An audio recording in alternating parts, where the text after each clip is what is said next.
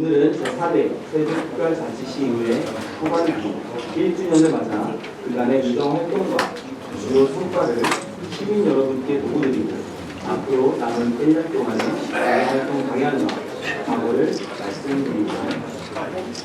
우리 의회는 후반기 출범과 함께 활동과 공과 신뢰받는 세종특별자치시의회를 기치로 내걸고 주권자인 시민의 뜻이 시정과 그 행정에 올바르게 반영될 수 있도록 모든 역량을 집중해왔습니다. 먼저 우리 의회가 시민과 시를 위해 이어온 1년간의 주요 의정활동을 제각기 말씀드리겠습니다. 지난해 8월 시민의 임시회를 시작으로 올해 6월에 8회 당내까지 8번의 회기 130여일간의 회기 일정을 통해 총 210여 건의 조례안 및 안건을 심사하게 됐습니다. 의원님께서는 총 89건의 모든 자유발언을 통해 시정과 불균형에 대한 다양한 의견과 공급 제안을 해주셨고 18건의 시정 및 불균형 질문, 긴급 현안 질문을 통해 문제점을 지적하고 제안을 제시했습니다. 또한 행정수도 완성을 기도하는 내용을 담은 결의안을 비롯한 총 11건의 결의안을 본회의에서 채택하여 국회와 정부에 전달했습니다. 상임위원회 중심으로 활발한 현장讨論을 통해 시민의 목소리를 직접 듣고 현장에서 문제점을 파악해주며 조례안 제정 시 시민과 이해관계자의 의견을 반영하기 위한 간담회도 활발히 진행했습니다. 5개 연구 모임도 활발히 운영되고 있습니다. 현장 방문과 연구 용역 등을 통해 우리 시 적합한 정책을 발굴하고 적용하기 위해 연구 모임 대표 의원님을 중심으로 최선을 다하고 있습니다. 시민들께서 의회를 통해 여러 문제를 해결하고 적극적으로 활용하고 계신 우리집의 의회의 바란다 코너를 통해 어떤 120여 건의 기관을 각 분야에서 시민과 함께 논의하여 해결 방안을 마련하였고 진정민원도 성실히 처리했습니다. 돌이켜보면 지난 1년은 심상치만은 않았습니다. 협치를 최우선 가치로 삼고 의정활동에 임했으나 특정 사안을 두고 갈등이 불거지며 시민 여러분께 걱정을 끼쳐드린 점도 있었습니다. 그러나 이러한 갈등 역시 시민의 뜻을 시정에 반영하기 위한 중요한 과정이었다는 점을 말씀드립니다. 그럼에도 불구하고 협치의 성과도 있었습니다.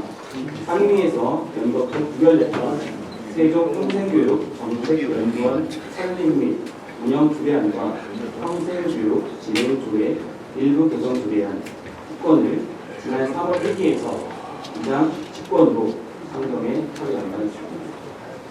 이는 연구원 설립에 차질을 방지하고 집행부의 요청을 수용한 결정이었습니다. 이 시에서 초대 세종 평생교육 정책연구원장에 대한 인사청문회 개최를 받아들여 그동안 의회에서 꾸준히 요구해온 인사청문회도 곧 열리게 되었습니다. 시민 여러분의 삶 또한 쉽지 않은 시간이었습니다. 국가적 세수 결손으로 인한 재정 위기는 지역 경제의 위축으로 이어졌고 자영업자와 소상공인들의 생계를 위협하는 혹독한 시기였습니다. 또한 고물가, 고환율로 서민의 삶도 녹록지 않았습니다. 더불어 상상조차 할 수 없었던 비상계엄과 그의 뒤이은 탄핵 국면 속에서 우리 시민들은 불안과 공포 속에 일상의 안정을 이뤄냈습니다.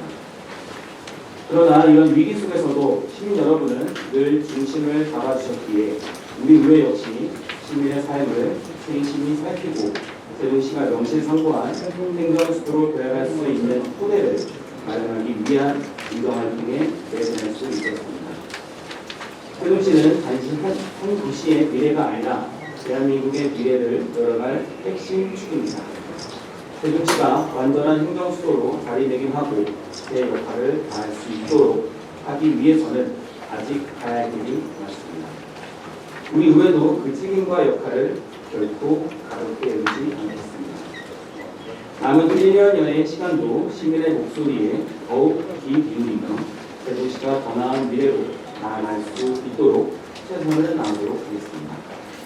앞으로 의회의 역할이 필요한 여러 부분이 있겠지만 오늘의 시민의 삶과 행정수도 완성을 중심으로 말씀드리겠습니다. 먼저 시민의 안전과 평온한 삶을 위해 운동을 다하겠습니다. 지난 집중호우로 우리 시에서도 안타까운 인명사고와 큰 피해가 발생했습니다.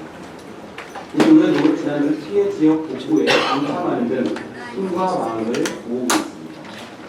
앞으로도 시민의 안전을 지키기 위해 제도적, 재정적 뒷받침에 더욱 노력하도록 하겠습니다.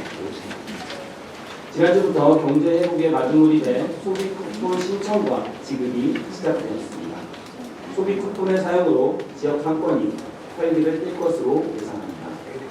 소비가 미덕이 되어서 소상공인들이 어려움을 극복하는 데 조금이나마 도움이 됐으면 합니다.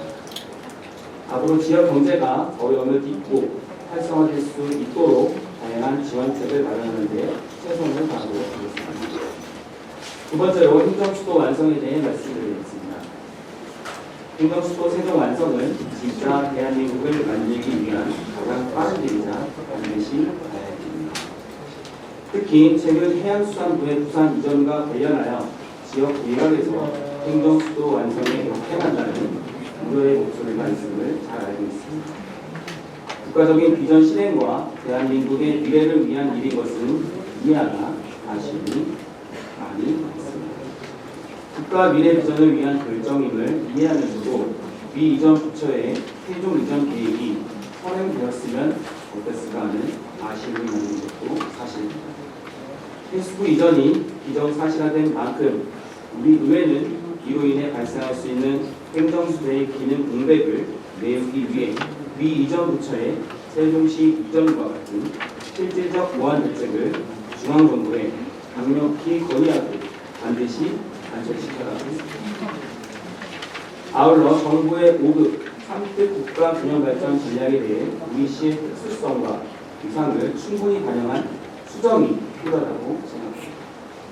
5급 3급은 전국을 5개 초강역권과 3개 특별자치도로 재편해 각 지역의 특성과 강점을 살리겠다는 전략입니다. 허나 세종시는 5급 중 춘천과 메가시티의 일원일 뿐 아니라 국가균형발전을 위한 행정수도로 만들어지기 위해 탄생한 도시입니다.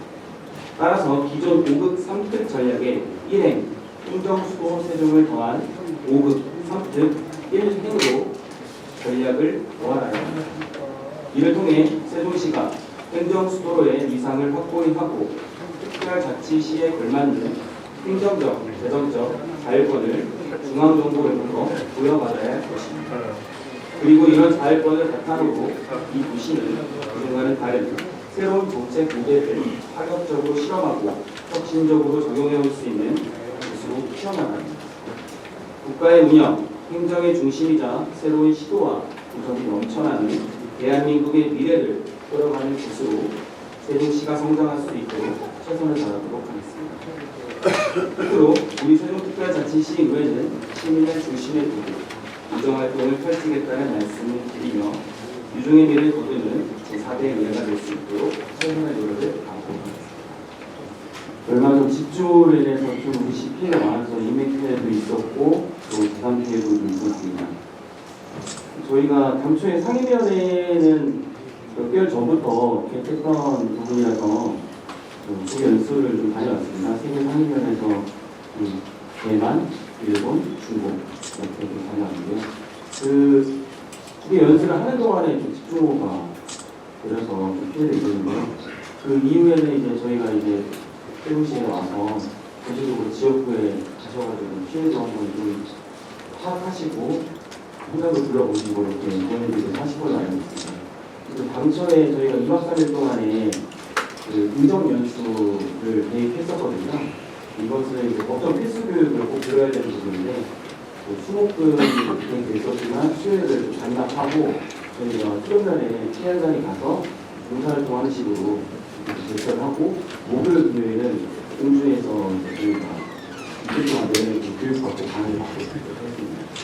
연수 관련해서 말씀하셨는데 출전 방역연합회는 4개의 시도에 부단적으로 운영한 거죠.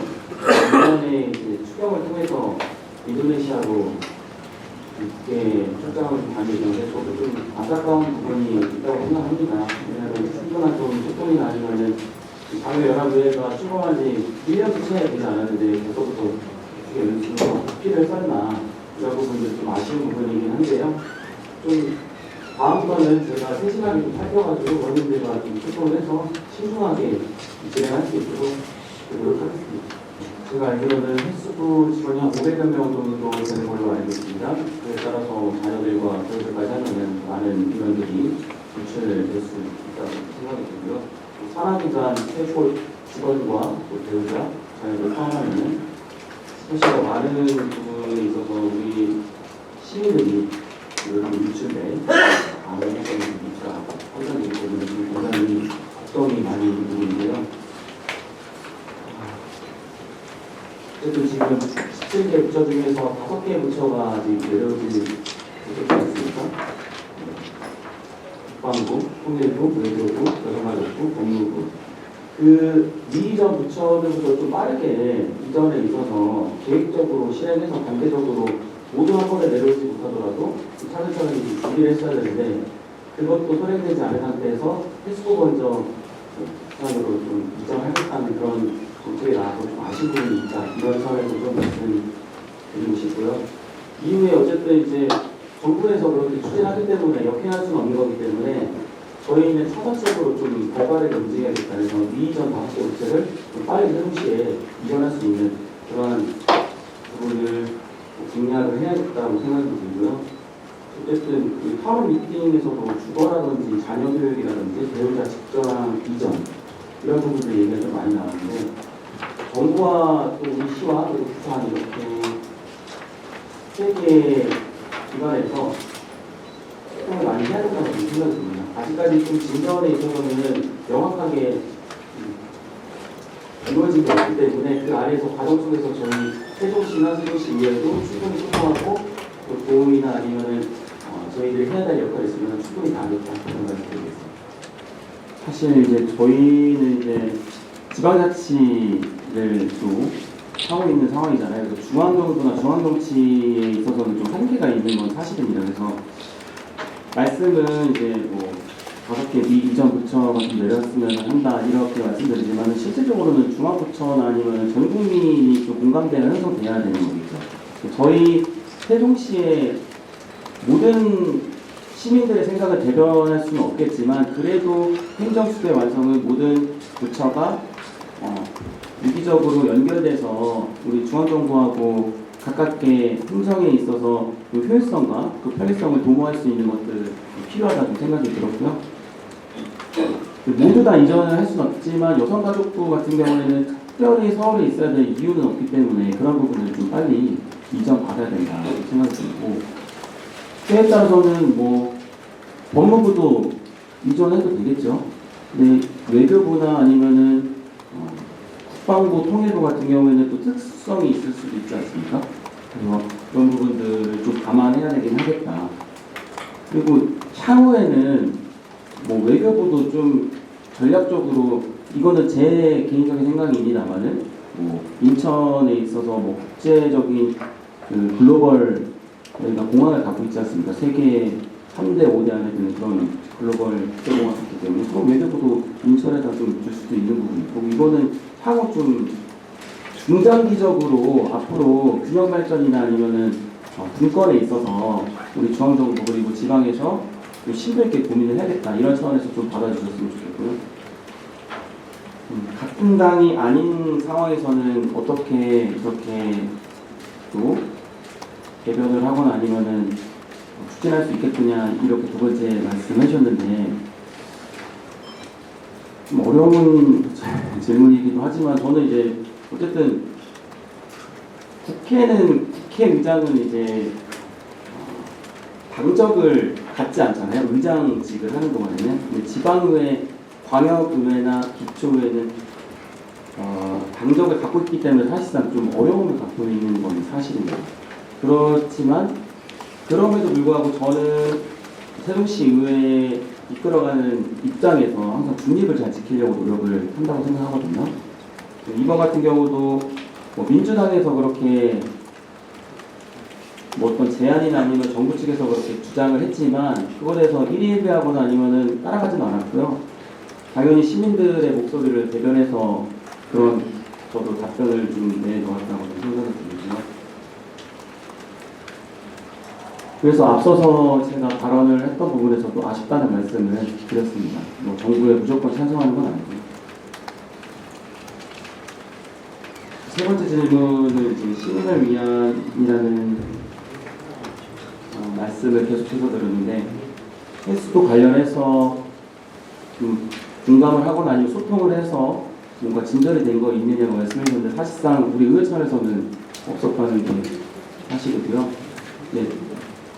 국회 차원에서는 이제 강준현 국회의원님이 지역구시다 보니까 헬스부 노조하고 접촉을 해서 소통도 하고 이야기를 듣고 계신 것으로 알고 있습니다. 저희도 좀 빠른 시일 내에 헬스부 노조 측이나 아니면 헬스부 직원들과 소통하고 고충을 듣는 자리를 마련해 보도록 하겠습니다.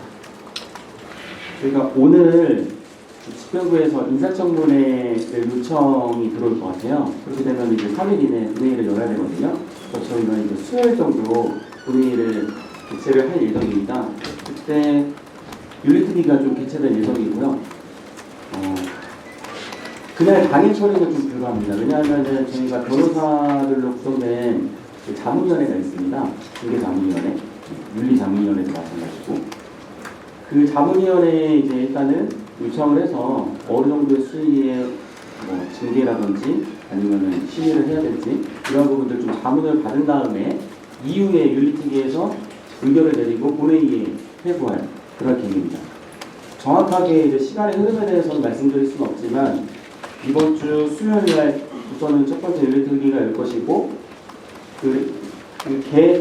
기간 연장을 해야 됩니다. 당초에는 8월 초로 되어 있었는데 그 안에 자문 받고 윤리특위에서 심의 의결하고 이 기간이 불가하기 때문에 3개월 연장을 하고 우선은 그 윤리특위 기간의 그 사안에 대해서요. 성경 의원님 권에 대해서는 그 3개월 안 동안에 거의 정리가 이루어질 것 같다는 생각이 좀 들고요.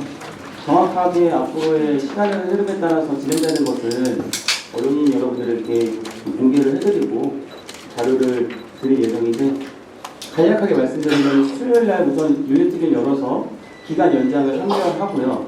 그 안에 자문위원회에 저희가 요청을 해서 자문을 받고 그 자문을 토대로 해가지고 윤리특위에서 심의하고 의결을 하면 그거를 본회의에 회부해서 본회의에서 최종적으로 의결하면 마무리가 됩니다. 이번 임시회에서는 결론이 나기 좀 힘들어 보이네요. 네, 맞죠.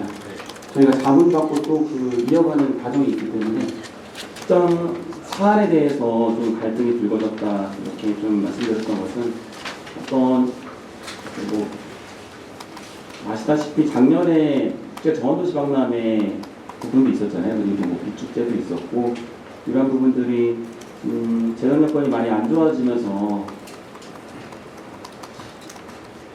실질적으로 다른 꼭 필요한 적재적소에 써야 될 예산들이 제대로 세워지지 못하는 상황에서 이것을 과연 지금 하는 것이 맞느냐 이러한 논란 속에서 결국에는 사실상 이제 최민호 시장님 공약 사업이 물거품이 되지 않았습니까? 그런 과정에서 좀 어려움이 있었다. 그런 부분에 대해서는 좀 저도 의장으로서 안타깝게 생각하고요. 가장 큰 갈등이라고 물어보셨는데 그 갈등은 이제 공약 사업에 있어서 추진하지 못했던 거에 대해서 갈등이 있죠. 근데 예를 들어서 만약에 올해 국제 정원도시 박람회 계획했었는데 만약에 하게 됐으면 아마 오히려 큰일 났겠죠. 진짜. 근데 저희가 어쨌든 지방도시 지방정원 그리고 국가정원으로 가는 과정에서의 만약에 국제행사, 정원도시 박람회 이런 부분들이 좀 가미가 됐다면 좀 더 의원들한테 어필이 되고 공감대가 됐을 텐데 오로지 행사에 혈안이 됐던 부분들이 좀 의원들에게나 아니면 위원회에 어필이 되지 못했던 거 아닌가. 그리고 지금 재정 여건 때문에 계속 말씀드리는데 다른 예산도 지금 제대로 세워지지 못하는 상황에서 그런 부분들이 시기적절한가 그 판단에 대해서 위원회에서나 아니면은 뭐 예산결산 특별위원회에서도 심도 있게 시비를 했던 것으로 이렇게 알고 있습니다. 앞으로는 어떻게 해 나갈 것이냐고 여쭤보셨는데 사실 올해도 그 구정때죠. 설 명절에 제가 먼저 찾아뵀습니다. 그래서 집무실로 찾아가서 시장님하고 인사도 나누고 덕담도 나누고 뭐 정치라는 게 때에 따라서는 첨예하게 대립되고 그리고 막 부딪힐 수도 있겠지만 결국에는 시민들을 위해서 하는 거잖아요. 그래서 시장님이랑 관계는 굉장히 좋고요. 앞으로 뭐 사안에 따라서는 첨예하게 대립되는 부분들은 이렇게 논쟁이 있을 수 있겠죠. 하지만은 서로 생각하는 마음은 늘 있고 그리고 시민들을 위해서 우리가 존재한다. 그 마음을 마음고 있습니다. 최근 최물시장님 취임 3주년 기자회견 하셨죠. 거기서 이제 추경 심사 관련해서 강도 높게 비판을 하신 것으로 알고 있습니다. 이에 대해서 뭐 저는 의장으로서 일일이 대응하거나 감정적으로 반응할 생각은 없고요. 다만 지난 회기에서 삭감된 추경 예산 중 일부에 대해서 시장님 굉장히 큰 오해가 있으시다. 해당 사업의 예산은 오랜 논의 끝에 3일 동안 이어졌었죠. 예결특위 끝에 제출한 원안대로 좀 승인하기로 했었습니다. 그러나 일부 의원님들이 다시 제안한 증인 예산을 반영하는 과정에서 그 집행부가 제대로 반영하지 않아서 결과적으로 해당 사업이 무산된 것입니다. 쉽게 얘기하면은 민주당 의원님들이 아니라 국민의힘 의원님들도 결국은 반대해서 그렇게 예산이 삭감된 거고요. 이 비축제가 처음에 언제 했습니까? 2023년에 했죠. 2023년에 했는데 제가 그 당시에 행정복지위원회 위원장이었습니다. 처음으로 이제 비축제를 한다고 해서 사업 예산이 올랐는데 저는 6억으로 진행시켜서 이왕 하는 거 우리 세종시의 겨울을 대표할 만한 축제가 없다. 시민들이 볼거리, 즐길거리, 또 놀거리가 너무 없기 때문에 겨울을 대표할 수 있는 만한 축제를 정말 잘 해놨으면 좋겠다 해서 당초 사업 예산을 2억이나 진행시켜서 6억으로 했습니다. 그 당시에 어떻게 됐습니까? 지금도 세종시닷컴 찾아보면 나와 있는데요. 제가 현장에서 그 행사를 목격하고 경악을 일으키지 않을 수가 없었어요. 좀 아마추어도 이런 아마추어가 있을 수 없다. 그래서 잘못한 거는 지난 일은 지난 일이고 더 보완해서 잘 해나가면 되잖아요. 작년에는 사실 위원회 어떤 어필이나 아니면은 그 과정에서 충분하게 교감이나 아니면은 프로그램 설득이나 그 당위성에 대해서 어필을 못했던 부분들이 크지 않았을까? 이 생각이 들어서 전액 삭감돼서 못했었죠. 올해 같은 경우도 저는 시민들이 원하기 때문에 필요하다고 생각합니다. 그래서 예산 반영이 필요하다고 생각하는데 결국에는 그 예결특위 과정에서 민주당 의원들이 반대했던 게 아니라 여당 의원들이 결국에는 반대해서 무산된 것으로 저는 알고 있거든요. 팩트체크는 좀 해보셔야 되나. 이러한 상황을 알고 계시면서도 이런 불쾌감을 표하신 것이라면은 의회 협치의 동반자라고 생각하는 게 아니다. 시장님이 좀 더 넓은 마음으로 생각하셔야 된다. 그리고 이거에 대해서 제대로 모르고 계신 것이라면은 내부 보고 체계가 잘못되었다. 이렇게 판단이 좀 되거든요. 이런 것은 집행부서도 한번 짚고 넘어가야 되신다. 그래서 이제 시장님 유럽에서 오시면은 하나하나씩 따져가면서 내부적으로 살펴보실 필요가 있다 생각이 듭니다. 그리고 공청회 말씀하셨는데 사안마다 공청회를 열면은 업무가 진행될 수 없겠죠. 저는 이런 특정 사안에 대해서 요구하는 것은 저는 마땅치 않다고 보여지고요. 시민들이 필요하다고 생각할 때 또는 시민들과 소통하고 의견을 나눠야 될 때는 반드시 공청회가 필요하겠죠. 하지만 이런 특정 사안마다 뭐 공청회 열어가지고 이거를 한번 뭐 얘기해보자 이거는 바람직하지 않다. 진정한 소통이 아니다. 그게 아니고 예. 아까 그러니까 뭐 국민의힘이 반대를 했던 민주당이 반대를 했던 그 중요한 게 아니고 제가 알기로는 9,700만 원이 마지막에 9,700만 원 때문에 집행부에서 그거를 정리해오는 부분에 대해서 대수조정하는 부분에 대해서 잘못됐기 때문에 이게 아예 그냥 비축제 자체가 무산됐다고 알고 있거든요. 근데 최민호 시장님은 그걸 모르시고 그냥 오로지 그 여수 야대이기 때문에 그런 식으로 알고 있기 때문에 그 부분을 간단하게 아니면 우리 의사님이 하시기 원하시면 얘기해도 되니 아니면 보도자료를 네, 주시든지 특정 의원님이 거론될 수가 있어서 제가 알고 있는 선에서는 9,700만 원이 시의원들 얘기를 하지 마시고 저는 계속 제가 알고 있는 선에서 말씀드리면 그 지역구 예산인데 그 예산이 반영되지 않아서 결국에는 비축제까지 다 무산됐다. 쉽게 말해서 이 부분이라고 생각하거든요.